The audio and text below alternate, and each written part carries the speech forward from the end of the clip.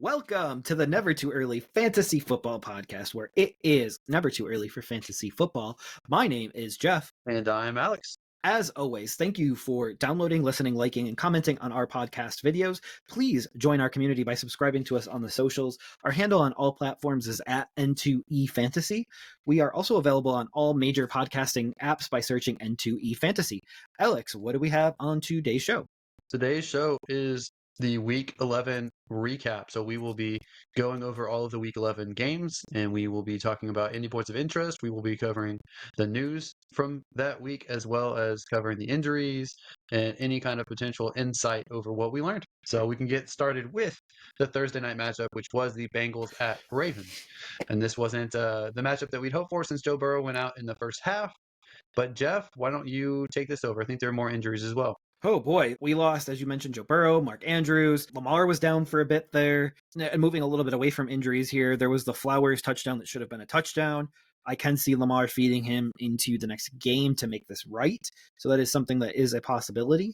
And then I do see what you see now with Beckham, and I think that he will continue to take on the Andrews role. And basically his role could continue to grow the rest of the season now that Mark Andrews does appear to be out for the rest of the regular season. Now, I know that they left it with the off chance that he could come back for the postseason, but it's just an off chance in my opinion. For all intent and purposes, I would not bank on starting him at all right now. All right. Anything I missed on that matchup? You correctly picked the Ravens. I had picked the Bengals.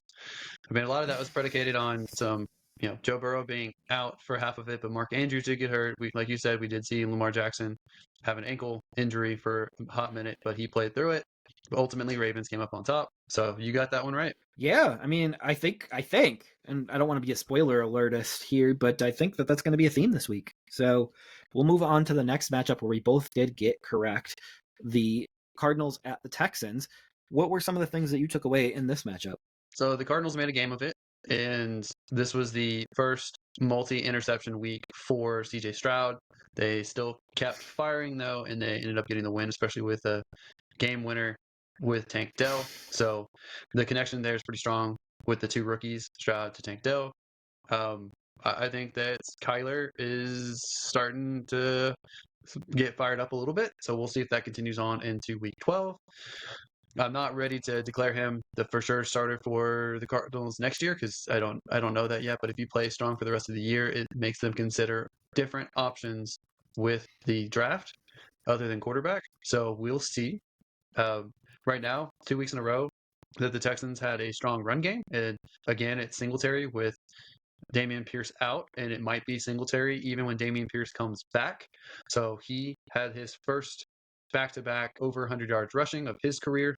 So Singletary looks great. The run blocking scheme looks much better. I hope that this is a trend that continues. Jeff, how do you feel about this? Your boy Stroud with the 3 picks. Some of those throws did not look very good. Especially I don't know if in the end zone. Yeah, I don't know if you knew this, but he was in the MVP conversation before this. Things like that would quickly get a person taken out of the MVP conversation. I did notice a real connection with Tank Dell. I don't know if Collins is 100%. Brown's not out there. I don't really know how this all shakes out when they get all 3 plus Woods and Schultz out there. I don't know how this shakes out, to be honest. Like, I'm nervous about the receiving core because it could be a week-to-week lottery pick. Much to my chagrin, we did talk about this a lot in the offseason, but it does appear Singletary is the lead back that the Texans need. And I know we had a lot of back and forth about Singletary and Pierce in the offseason, and it does appear that I will be taking a victory lap at the end of the season on this one. But we do have, 7 weeks left of football? So you have 7 weeks left to be right. Okay. Well, we can move on now to the Bears at Lions. Another one where we both got correct. Both took the Lions. Jeff, this was your lock it up pick, and it came down to the wire. How are you feeling throughout this matchup? So in one of my survivor pools, it came down to me picking the Lions, and everyone else picked the Commanders. And we'll get to the Commanders game later, but this game had me on the edge of my seat. And let's just say that the Lions did win this matchup. This was the game of the week because I believe the Lions won with 19 seconds or so left in the game. It's probably the loudest I've ever shouted during a game that wasn't like the Carolina Panthers, So there was that. Fields did look decent in his return. I think he only had 100 and some odd yards passing, so he's gonna have to start passing more and better. So we'll see if he can actually do that. Goff turned the ball over a lot, and this is a guy that had a no interception streak entering the season. And he I believe he threw 3 interceptions in this game, which each one of them gave me a different heart attack. So, and it looks like DJ Moore is back. It does appear they have a true connection. He did throw a nice bomb touchdown to DJ Moore. And then Monty and Gibbs, they do appear to be splitting touches relatively even, but I do believe they're both startable at this point. Anything I missed in this matchup, Alex? No, I think that's pretty much it. Jameson Williams, although it didn't reflect that much in the stat board, I think that this was definitely the best week of his career so far in the NFL, and he looks like he's improving on his blocking, on his routes. So I hope that that continues for him. But the past 2 games, 2 of my favorite quarterbacks, 3 interceptions, the past 2 matchups that we just discussed.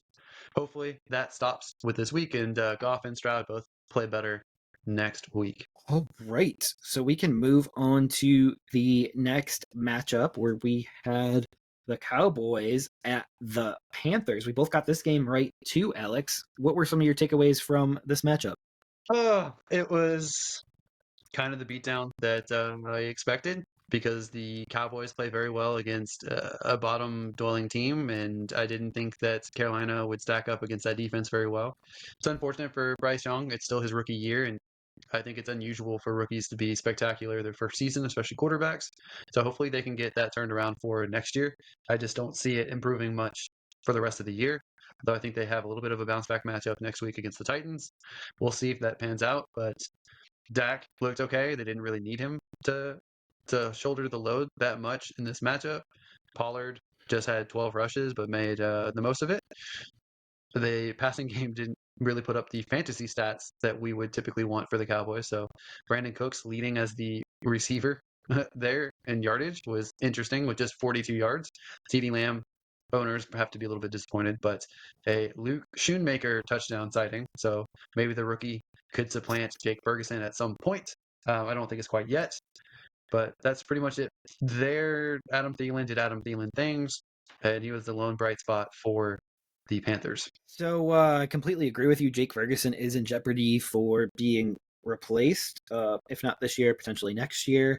Just something to look out for. I know you scooped Schoonmaker in a dynasty league when he was cut earlier this year, so that might turn out to be a really good scoop up. But here's the thing. I think Sanders and Hubbard are now splitting carries. So Hubbard was the starter for a bit, and Sanders earlier in the season was a starter a bit. So I don't believe Carolina has their answer at running back post CMC here, but some of that's from the passing game. Pollard, 12 carries, 1 touchdown, which does equate to a bounce back. 12 carries is still a little bit lower than I would want. And from my perspective, Carolina did keep it close through 3 quarters. So they are a team that does keep a game relatively close, but then in the end, the Cowboys blew them out after scoring with a pick six, scoring a touchdown, and then a pick six right after that. So the right team won this matchup. I don't know how much there's else to say about this matchup, but we both got it correct. Okay. We can move on to the next matchup on the list, and that was the Chargers at Packers. And Jeff, we got both of these. We both got this wrong. So a little surprising that the Packers won this. What did you think of this matchup, and how do you feel as a Justin Herbert fan about the Chargers situation? Another great game. This one was lost by the Chargers, more specifically on the Quentin Johnston drop late. In the end, I'm sure you saw this, Staley's press conference. Is it time for the Chargers to fire Staley? My answer to that is emphatically yes. The defense isn't well coached, and it's his side of the football. The side that's actually great is Herbert. Herbert looks great. Love surprisingly looked really good in this game as well, and I think that says a little bit more about the Chargers defense that I was just saying. And then Keenan Allen was excellent as well, outside of that one drop in the end zone that hit him right in the chest, so he should have had a second touchdown. But yeah, I don't know if the sun was in his eyes in that particular moment, but was not one of Keenan Allen's best moments, but he did come back with a touchdown a little bit later. Anything I was missing from picking out in that matchup? Any injuries? So I don't know about injuries. I don't particularly, nothing stands out to me for injury wise, but it was definitely a day of drops for all of the wide receivers with the Chargers. Like you said, Keenan Allen had two or three drops, which is very uncharacteristic of him. One of them, like you said, was a touchdown where it didn't seem like he could see the ball very well. So it might have been the shading in that particular stadium. But Quentin Johnston never fails that he has some blatant drops each week. It's nice that you acknowledged it first before I did. But I am so unimpressed with him, especially with all of the rookie wide receivers that seem to be lighting it up this year. He's the lone disappointment, which blows my mind. I I don't know what to do with him. I know I avoided him because I didn't like how his game film looked when I was uh, prepping for the draft. But I think that he has proved the case that I'm just going to stick to my guns and I'm not going to uh, put people higher than I think that they actually should be just because other people like them more than I do. So when someone like him comes up for this next draft, I'm not going to put him in my top anything because I didn't think that he was worthy of it. So I'm just going to stick to my guns going forward. Chargers should have won this game. Kudos to Green Bay for capitalizing on Chargers' mistakes. I don't think Green Bay turned the ball over at all. So kudos for them. They won the turnover battle, and sometimes that's what it comes down to. Unfortunately for Green Bay, Aaron Jones did go down. I thought that Christian Watson looked a little bit healthier, looked a little bit better, but he's completely outshined by Dontavian Wicks and Romeo Dobbs and Jaden Reed. So it's hard to even give him any kind of notice at all. Tucker Kraft almost had a touchdown in this matchup. I know you liked him a little bit more than Musgrave in our draft prep, so that's something to keep an eye on as well. But I think that that's it for me.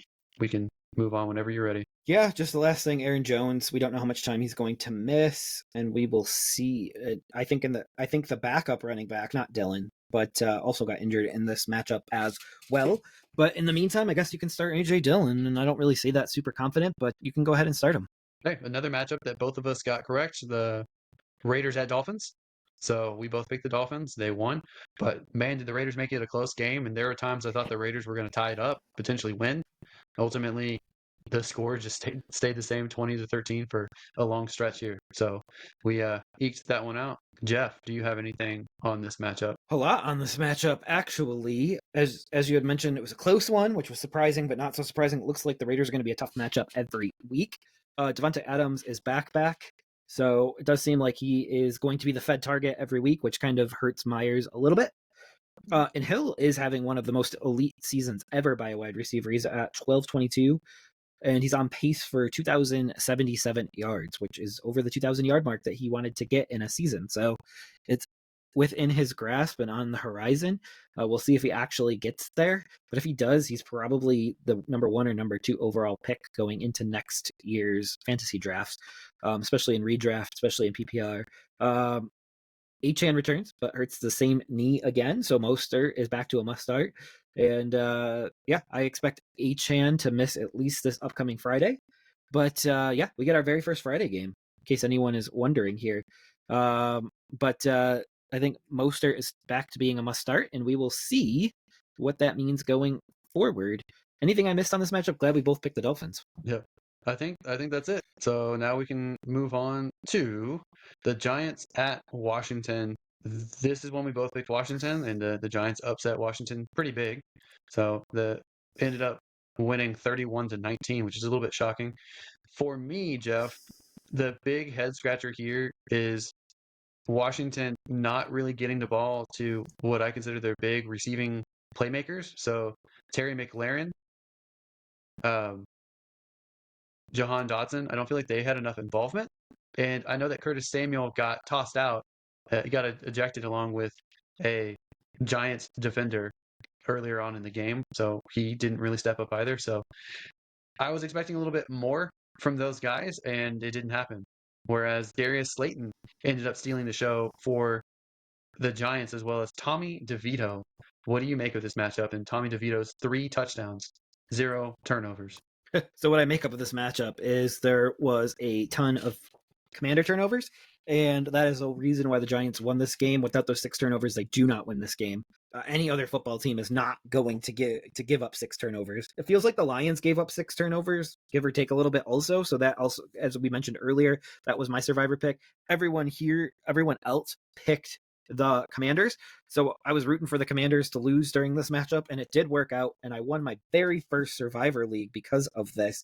But geez, those 2 games side by side had me on the edge of my seat, which is amazing. Looking at this game from a objective lens here. Turnovers by Washington are the story in this one. DeVito with the 3 TDs, Howell had the 3 INTs, and then Barkley goes off. So for me, looking at this as a team that's watching the tape on this one tells me that you just need to reel in Barkley and you should be fine with defeating the Giants. And I think a coach, kind of like I think the Giants play the Patriots next week, I think a coach like Bill Belichick would be really good at taking away a weapon like Barkley. So we'll see what happens there, but that would be my guess. Well, let's go ahead and move on to the next matchup, the Steelers at the Browns. This is one that I think we both thought would be kind of a coin flip here, but you picked the Browns correct. I picked the Steelers. And for me, I think it's impressive that the Browns can roll out their third string quarterback, the rookie DTR, and that they beat the Steelers, who are still with their starting quarterback, Kenny Pickett. I just think that says it all about Kenny Pickett as a quarterback and Matt Canada as the play caller, that they would lose to the Browns in that kind of situation. But what were your takeaways in this matchup? This matchup was painful to watch. We thought Watson was going to play going into last week, and it would have been a much better matchup. DTR got the start. I know you're higher on him than most. Yeah, I think Pickett's painfully bad. I think Warren is electric, but his touches, even though how he's the starter, as Dr. Evil would say, he is getting equal touches with Harris, so it's just more of a ceremonial starter role right now, but he did do more with his touches than Harris did. And then it does seem that DTR has better chemistry with Moore than he does with Cooper, which is a little concerning for Cooper owners going forward. But Alex, this was another one that I got right, and unfortunately you got incorrect. Jeff's just happy that it went back and forth. So I got a lot last week that he didn't, and this week he got a lot that I didn't. So he's just happy. He's just riding high. That's fine, Jeff. Enjoy your victory laps. We'll see how it goes next week. But I'm just, at this point, I don't believe in the Browns as a true playoff contender. They might end up in the playoffs. I just don't buy them as a team that is going to do anything once they hit the playoffs. And the Steelers should be so much better than what they are. They have the weaponry. I like both Najee Harris and Jalen Warren. I think they're both going to be successful for you as fantasy owners to use in your rosters. I'm just very disappointed that George Pickens and Deontay Johnson aren't utilized more. I know Firemouth just came back from IR, and I hope that he's going to be used more as a weapon. But with Kenny Pickett throwing the football and Matt Canada calling the plays, I don't see them being successful until something changes. They fire Matt Canada, they bench Kenny Pickett for Trubisky. I don't know what the best situation is, because one of the better quarterback options in free agency was your boy Carson Wentz, and he might have been a better fit for the Steelers than who's on the roster. But now he's backing up Stafford, so that's off the table. I don't know what else they could do. I don't know whether they can reach out to Cam Newton, although I don't know if that would light up the passing element of it. I don't know. Tom Brady doesn't seem like he'll come back for the Steelers. I don't think he's going to come back to play at all. I know we've talked offline about potentially the Bengals as an option for Tom Brady. I just don't think that it's likely. So I think the Steelers are stuck. What do you think that they can do to change it up? Do you think that the Steelers can improve? Do you think they can do anything to improve their situation? No, not at all. They have to move off of Pickett. They have to. Like, he's mediocre at best. All right. Well, I guess we can move on. We can start talking about the teams that we got right, Jeff. So we can talk about the Titans at Jaguars. We both picked the Jaguars, and we both were rewarded. The Jaguars dominated that matchup 34-14, and it looks like Calvin Ridley is back, at least for a week. Jeff, are you rejoicing? Are you putting him back in your lineup? How did you feel about this matchup? So I benched Ridley this week at your request or It your was not at my advice. request. I asked you, and you said, no, I'm keeping him on the bench. Don't put that evil on me, So Ricky Bobby. no, basically all I'm saying is I think Ridley's back, and I think you need to start him going forward. You need to take the good with the bad. Levis, as we talked offline, may not be the answer at quarterback. And Henry's still not getting enough work in this offense. Like this, he needs work in this offense to do damage, and he's just not getting that right now. And some of it is the game script gets screwed up and out of whack. And yeah, anything I missed on that matchup? No, I think that's it. Makes me wonder why they didn't trade Henry at the trade deadline. I was thinking about this the other day, and I know we haven't talked about this exact scenario here. If they traded Henry or Hopkins or any of the other veterans, and you put Levis out there, it kind of puts them in a Bryce Young situation. You're not going to figure out what you have with him with less talent. You need to have that Sure. talent around him to figure out what he is. I You'd be guess. in a Carolina situation otherwise. I guess. Well, we'll see. All right. Well, we can try to move on here to the next matchup, which we also got correct, and that was Buccaneers at 49ers. Both of us picked the 49ers, and they looked pretty awesome. They won 27-14, but it seemed like they could have won 50-14. Jeff, what were your takeaways from this matchup? Oh boy, another one that we both got right. So I do like getting a bunch right this week. Uh, Purdy was pretty perfect this week. Baker wasn't bad either. Rashad White is the back that we need him to be right now, and he is a 100% startable fantasy asset, and he should have been drafted a lot higher than he was. CMC starts a new TD streak. And Ayuk is very good, and he's going to earn his 5th-year option next year. They do have one more year of Ayuk, but he's going to get that 5th-year option money, and he's going to earn it too. So Evans needs 220 yards to continue his 1,000-yard streak, so that could be coming up in the next 2 or 3 weeks here. And Godwin might be benchable, or at least he's on the roster bubble for fantasy purposes. I'm not talking about actual football purposes. He should be out there every play. But fantasy purposes, he might be benchable. Agree or disagree?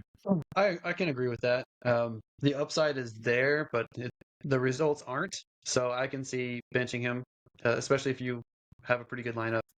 And I think that Cade Otton is someone who could have had a touchdown this past week.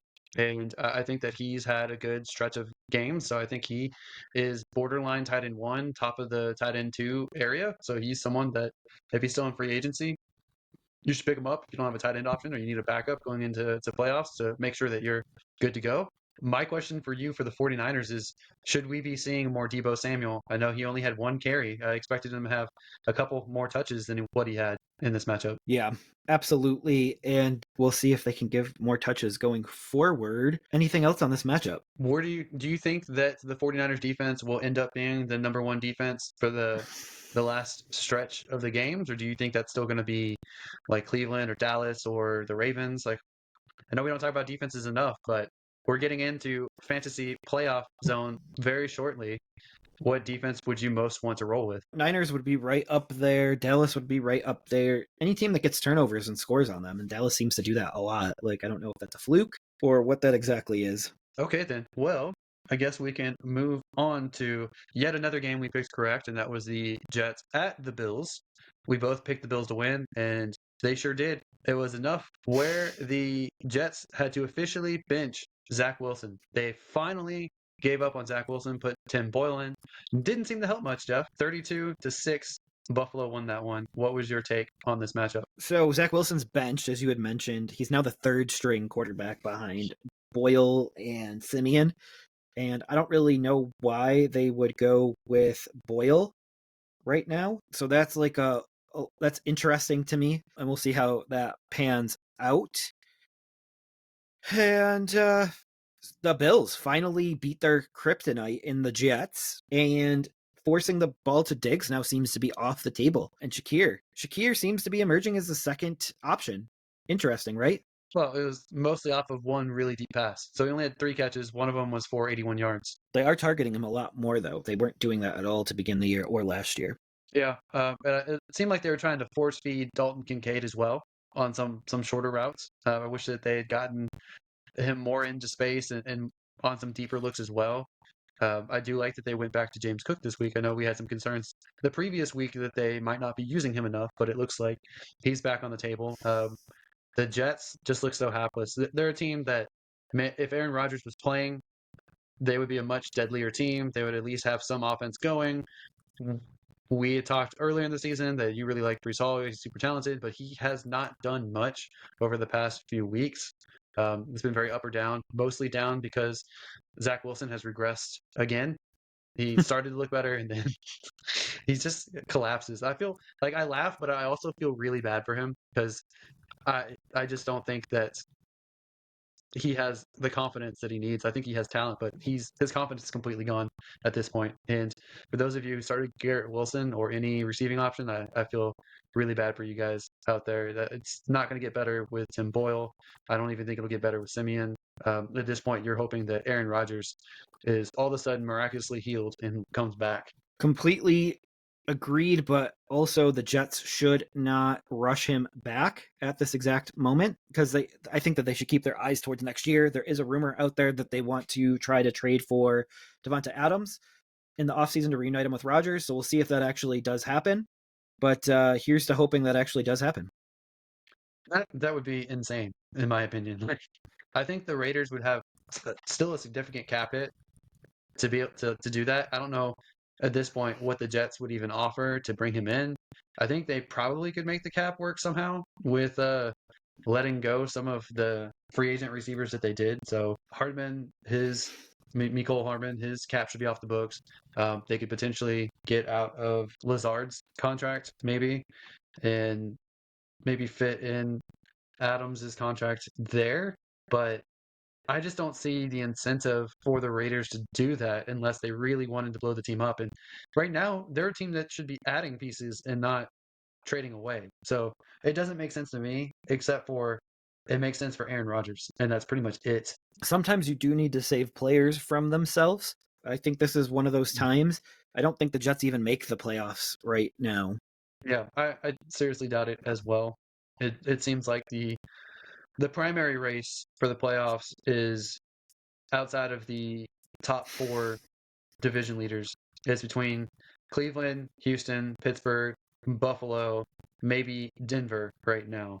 Unless the Chargers come roaring back at the end. That's really the only way that I would see it. I don't really see Indianapolis as a serious threat. I don't really see the Raiders as a serious threat. Don't see the Jets as a serious threat either. We'll see. Obviously, what I think that I do think the Chargers do come on later in the season, especially if they can fire their head coach. I need to put into the universe, fire Brandon Staley. Fire Brandon Staley. Okay. I guess we can move on now to Seattle at the Los Angeles Rams. And I know that you picked the Rams. I picked Seattle. I think that it was a very close game, and Seattle still almost won the game at the end despite Geno being out for a couple series. They drove down the field to kick a field goal. Granted, it was like a 55-yard field goal and it missed, but it was awfully, awfully close. And Jeff, I'm just wondering if you sweated at all on that matchup. I sweat it a little bit, but I know the better team won. And I know you'll disagree with that, but I do believe the better team won the matchup. So not only was Geno forced from this matchup for a little while, but Walker was forced from the matchup. Cooper Kupp was also forced from the matchup. So this wasn't just a one injury thing. Metcalf had a great game as well, which we want to see from a guy that we took quite high in fantasy drafts. Puka is back now that Kupp is out. I don't know how long Kupp will be out for, but apparently that was the same ankle that he had surgery on. So I do expect him to miss a game or two, but I would 100% go back to starting Puka Nacua every week, throw him into that lineup, set it, forget it, as long as Kupp is out. Also, I would probably consider starting Higbee again at some point if Kupp is back out, because he did seem to be the second wide receiver along with Atwell, I guess, in that backfield. We also have Freeman, who appears to have passed Darrell Henderson on the running back depth charts, but it looks like Kyren Williams should be back in week 12. What do you make of that backfield going forward, and what do you make of Puka and Higbee and Atwell with Kupp being out? No, I think Puka is clearly going to be the number one guy with Kupp out. I think Atwell, the stat sheet doesn't show how well he played in that matchup. He drew two different crucial penalties for pass interference. And I really wish that for stats wise, they would give the penalty yards to the wide receivers that drew the defenders made them get a penalty. I wish they give him the yards. That would be great. But I think obviously his targets are going to go up. And I think that as long as Stafford stays healthy, those two are going to be the primary beneficiaries. As far as running backs, if Kyron's healthy, he's the number one. Royce might be the number two now, but it looked like they were using Darrell Henderson as the goal line back. So he might get some touchdown So he might vulture some touchdowns here. So that would be interesting to see. For Seattle, Kenneth Walker being out was a significant factor, and Charbonnet, despite the fact that we liked his draft profile, he was very inefficient. He had 15 rushes and only 47 yards, so he wasn't that efficient. But with Kenneth Walker likely out for next week, maybe even 2 more weeks, I think that just volume wise, Charbonnet should be a pretty good RB 2-3 flex. So it's nice to see DK Metcalf rebound, and I think that he could have had more in this matchup. He had 9 targets, only caught 5 of them. Some of the throws were a little off for him, though. I hope to see more from him. I hope Lockett gets healthy and plays well as well. So we'll see how that goes. I still anticipate Geno Smith starting despite hurting his elbow in this matchup. I think he'll still start next week. If they have to put Drew Lock out there, I think they're doomed because Drew Lock to me has not looked good in his spot starts here. So I don't think he's looked good in relief of Geno. All right. So I think we can move on to the next matchup unless you had anything else in this one. Nope, I think that's it for me. So we have another one that we got correct with Vikings at Broncos. We both picked Broncos. And Jeff, I'll let you talk about your homeboy, Russ. So Russ continues to improve with Peyton, and the Broncos win yet again.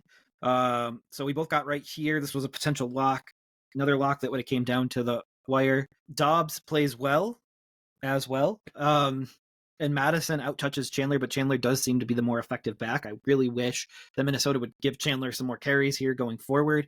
And then Sutton was the only startable pass catcher in this one for the Broncos. I think for both teams, actually. Anything that I was missing on this matchup, Alex? It was a very, very, very close matchup. And I think that there were moments where it could have gone either way. But to me, Denver was more consistent. And I think that ultimately that proves to be the winner. Russell played well. And I think that, like you've been saying, I think he's continuing to get better each week. And I hope that that continues for him and for the Broncos. I would like to see Jerry Jeudy show up at some point and have a big game. But I'm not sure that's going to happen. And I would like Devontae to have more touches. So that's really it for me. It was a good matchup, though. 21-20. All right. We can move on to the last matchup, Monday Night Football. And Alex, this is where we buck the trend. You got one right. I'll let you break it down since you got one right. So I picked the Eagles over Kansas City. I just think the Eagles are a better team at this point, and something's not right with the KC offense. I don't know what it's going to take.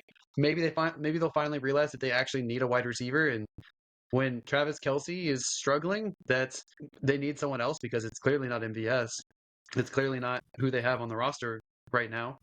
They need somebody, and I just think that the Eagles are a really good team, and I think that they're going to continue getting a lot of wins and might end up with the best record in the league at the end of the season.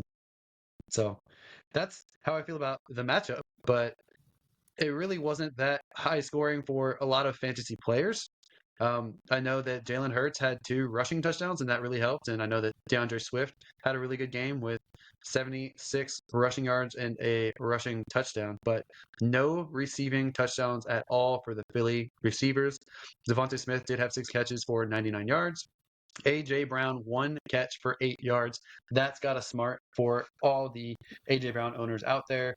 I think it's weird for the Kansas City side that Justin Watson would be leading and as the receiver there with 53 yards and a touchdown. So that's weird to see. Would like to see more from Rashee Rice. Still would like to see more from Sky Moore. That hasn't panned out at all this year. I think Valdez-Scantling is a really bad receiver, and I think they should stop throwing the ball his way and throw to some of these other guys. But Isaiah Pacheco pulled out just enough to make it worthwhile this week with 89 rushing yards, and I thought he ran pretty well. I'm surprised they didn't use him even a little bit more, but Mahomes didn't look great this matchup, and good win for Philadelphia. Yeah, I completely agree. This was a little bit of a slap fest, though. MVS had a chance to win it at the end, and he just couldn't grab that ball. Yeah, we'll see what it takes for the Chiefs to get it together. But what you're calling an offensive struggle for the Chiefs was the number 1 seed in the AFC, the better conference, the Chiefs. So it's not like It's not like this offensive struggle is like, oh my god, like the town's on fire. They were still the 1 seed going into the game. So Well, I mean, the Chargers and the Dolphins both have better offenses. Their defenses have just been huge disappointments. yeah, Whereas Kansas but City, the best thing about their team right now is their defense, which is strange. yeah, I mean, they have a lot of young receivers. This is what I was trying to tell you about Green Bay. Young receivers and a quarterback, they don't gel very well. So it just takes some time, and yeah, this is going to take a lot more time. Okay. Well, do we have anything else for this matchup? No, I think we're good on this one, and I'm really sad that I couldn't sweep this week like you swept last week. I guess it might happen someday, Jeff. So close. All right. That does Next it week. for another that does it for another episode of the Never Too Early Fantasy Football Podcast. Thank you all for downloading and listening to this episode. Please don't forget to like and subscribe. Please leave us a comment and share the show. Every little bit helps. You can find us on all podcasting apps by searching N2EFantasy and with our handle at N2EFantasy on all social media platforms. Please join our community and give us a follow. Until next time, take care of yourselves and remember, it's truly never too early for fantasy football. Thank you again. Bye, everybody.